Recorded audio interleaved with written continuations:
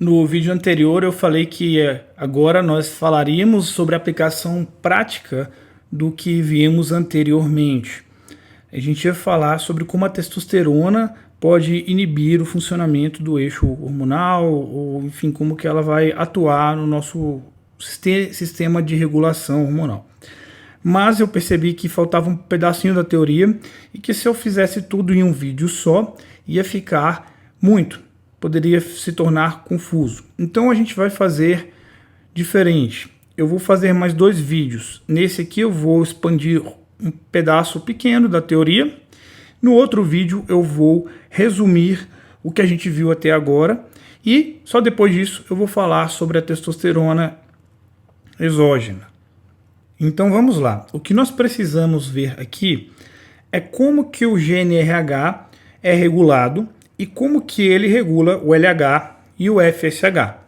Lembra aqui que o GNRH ele é produzido aqui no hipotálamo e que ele estimula células aqui e aqui nessas regiões, região túbero-infundibular e aqui na hipófise, principalmente na hipófise, onde se localizam as células gonadotrópicas, ficam aqui na hipófise anterior. E essas células vão produzir o LH ou FSH. E essa regulação é muito importante porque a gente vai falar dela quando falarmos sobre a atuação da testosterona. Vamos então expandir a imagem e eu vou desenhar aqui ao lado, eu já coloquei aqui ao lado, um resumo de como esses neurônios interagem entre si. Eu vou apagar os neurônios e nós vamos falar deles um por um para que fique bem didático. Vamos lá. Vamos começar do neurônio de GNRH. Esse é o que se localiza aqui no hipotálamo, que eu tinha desenhado aqui e tinha falado para você que ele libera o GNRH aqui nessa circulação interna, nessa circulação que a gente chama de porta hipofisária e estimula a produção do LH e do FSH. O LH e o FSH são produzidos então por essas células aqui que ficam na hipófise, células gonadotrópicas. Existe uma peculiaridade sobre esse estímulo do GNRH sobre a hipófise. Eu desenhei aqui pequenos gráficos e o que eles significam é o seguinte: o GNRH ele tem uma liberação pulsátil. Ele não fica sendo liberado o tempo todo e também ele não é liberado assim subitamente, depois fica um tempão sem ser liberado, ele tem um ritmo. E esse ritmo ele é crucial. Quando o GNRH sai do ritmo, ele não consegue estimular mais a produção do LH ou do FSH aqui nas gonadotrofinas. Ele acaba inibindo essa produção. É bastante interessante. Pois você tem um hormônio que mesmo se liberado, mas se liberado fora do ritmo, ele acaba inibindo aquele mesmo processo que ele estimularia. Você tem uma mudança de função não porque você trouxe uma nova molécula, e sim porque você alterou o ritmo de liberação dela. Então o GNRH, se ele ficar constante, ele vai se tornar inibitório. Tanto que existem remédios agonistas desses receptores aqui que imitam o GNRH e que são usados para inibir a produção hormonal em determinadas situações. Existem algumas doenças, alguns cânceres em que você precisa inibir isso daqui e você dá um GNRH, que estranho, né? Você vai dar o hormônio que estimula esse processo, mas você vai dar ele de forma contínua, quebrando esse pulso aqui, esse ritmo. Além disso, o GNRH ele possui uma outra característica interessante. Ele aumenta a expressão dos próprios receptores quando ele é liberado da forma correta. Então, a célula aqui, o neurônio de gonadotrofina, se torna mais sensível ao GNRH e responde melhor a ele. Isso também é muito importante. Porque quando você quebra o ritmo, você tem o processo contrário, você perde receptores e isso chama downregulation. Então o processo normal dele é um processo de upregulation, é uma regulação para cima, ele tá estimulando a expressão dos seus receptores. E esse é o normal dele. Não é todo hormônio que é assim, não é todo neurotransmissor, não é todas as moléculas, não. É uma característica especial de algumas moléculas. E o GNRH tem essa característica. Quando ele é liberado fora do ritmo, ele faz o efeito contrário também. Além de inibir o efeito que deveria acontecer, ele também inibe a própria expressão dos seus receptores. E isso também vai ser importante quando a gente for para a prática, porque você já consegue imaginar o que acontece se eu atrapalhar esse ritmo por muito tempo, ficar sem receptores aqui por muito tempo. Quanto tempo será que leva para eles se recuperarem? Isso é um fator importante quando a gente trabalha com qualquer remédio que vai interferir aqui. Tá bom? E como é que é gerado e controlado o próprio GNRH, o pulso do GNRH? O GNRH ele está associado a vários neurônios. Eu escolhi desenhar aqui só 2. Primeiro de todos, as endorfinas, beta-endorfinas. As beta-endorfinas são, a princípio, inibitórias do GNRH. E as quispeptinas são estimuladoras do GNRH. E olha só, você poderia se perguntar, né? O GNRH ele tem um pulso, um ritmo, que coisa interessante, de onde é que vem isso? Bem, parece que ele tem dentro dele, dentro dos genes dele, já a capacidade. Na verdade, os genes são todos iguais nas células em geral, né? Mas os genes são lidos, expressados, formam proteínas, e dentro de cada célula isso acontece de uma forma diferente. No GNRH são formadas proteínas especiais que são capazes de regular, de dar a ele um ritmo. Mas não é só isso. Ele tem esse ritmo intrínseco, mas não é o suficiente. Esse ritmo dele precisa ser estimulado e controlado por outros neurônios, muitos outros, mas um dos mais importantes é o das quispeptinas. E as quispeptinas, elas também são liberadas no ritmo próprio, e da mesma forma, quando elas são liberadas no pulso correto, no ritmo correto, elas ativam corretamente o ritmo do GNRH. E aí você pode se perguntar, tá, mas quem é que dá o ritmo das quispeptinas?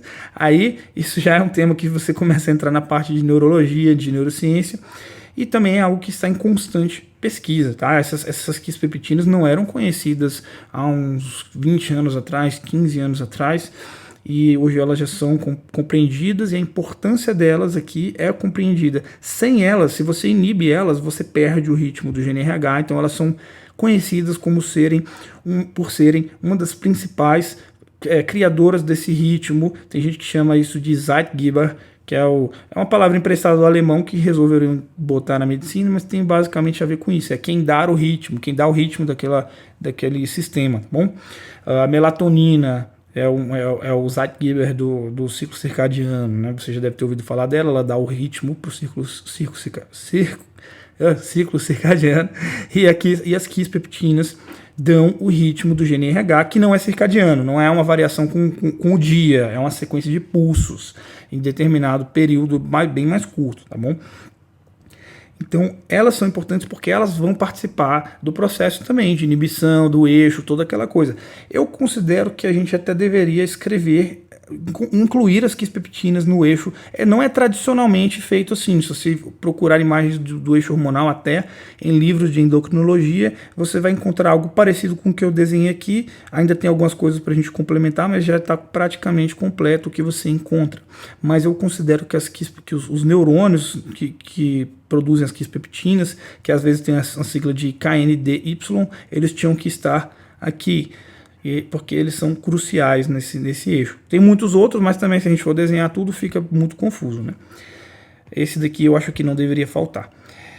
De qualquer modo, a gente tem que entender agora que existe um papel, eu já até deixei aqui nas endorfinas, mas existe um papel inibitório da testosterona e dos outros hormônios nesses neurônios aqui também. Então a testosterona, acredita-se que ela pode estimular as endorfinas, não é algo tão bem estabelecido ainda, mas é uma forma pela qual a testosterona inibiria o GNRH, porque ele estimula um grupo de neurônios que inibe o GNRH. As quispeptinas, elas são bloqueadas pela testosterona. Então, você pega um dos principais estimulantes do GNRH e bloqueia eles. O próprio neurônio de GNRH pode ser inibido pela testosterona também, mas acredita-se que uma parte importante dessa inibição acontece aqui em cima. Isso hoje em dia ainda não tem uma aplicação prática, mas pode vir a ter no futuro, na hora da gente criar novos protocolos ou mesmo novos medicamentos para interferir aqui, para ajudar a impedir que a testosterona cause essa inibição, por exemplo. Hoje ainda não mudou muito, esse conhecimento não mudou muito no que a gente tem, né? Não mudou muito os protocolos e remédios que a gente usa hoje. E além disso, o próprio neurônio gonadotrófico pode ser inibido pela testosterona. O próprio neurônio que produz o LH, FSH pode ser inibido. E o estradiol, a gente ainda não falou muito do estradiol, ele é produzido a partir da testosterona, é um dos pontos que vai entrar no eixo mais à frente, mas o estradiol, ele também participa, por exemplo, aqui na inibição das quispeptinas, e ele participa com mais força na inibição das gonadotrofinas. Acredite-se o seguinte, que a testosterona, ela faz aquela inibição, lembra, vamos subir lá, no eixo. Lembra que a testosterona inibe aqui o eixo hormonal? A gente acredita que a testosterona faz isso principalmente aqui no nível do GNRH, né, e lá nas quispeptinas, principalmente aqui e aqui. Embora ele possa talvez fazer alguma inibição aqui, é algo que ainda está em pesquisa, é algo de ponta, que está sendo pesquisado e discutido nos locais de ciência de ponta. Embora a gente tenha essa possibilidade, a gente considera que quem faz a maior inibição aqui no nível do LH e do FSH é o estradiol. No FSH temos também a inibina, lembra dela?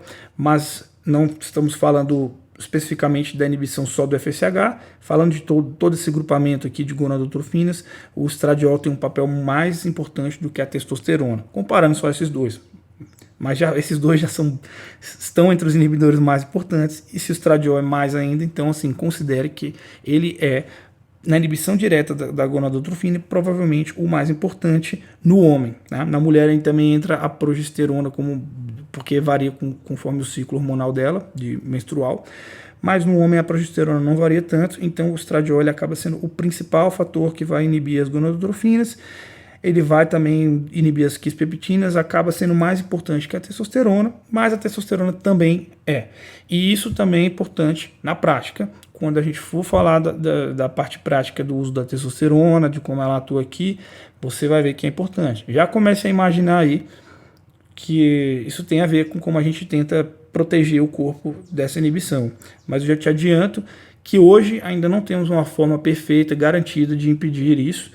E é por isso, se você já me viu falar sobre esse tema em algum outro lugar, outra rede social, em um consultório, a gente costuma dizer que o uso da testosterona é inibitório e você deve considerá-la assim. Mesmo que existam algumas estratégias para ajudar, elas estão longe de serem ideais ainda. Então essa é a parte da teoria que eu queria adiantar com você.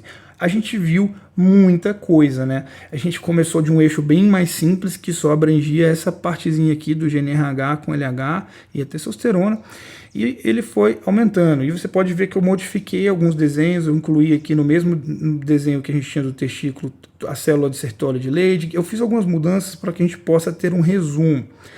Então é por isso que eu falei para você que eu queria fazer um vídeo de resumo, para a gente conseguir se situar em tudo que a gente viu até agora, e depois falar um pouquinho da parte prática, e depois a gente ainda vai poder expandir mais um pouco ainda esse eixo, apesar dele já estar grande e bastante próximo ao que nós vemos em livros de endocrinologia, ainda dá para a gente melhorar um pouquinho mais.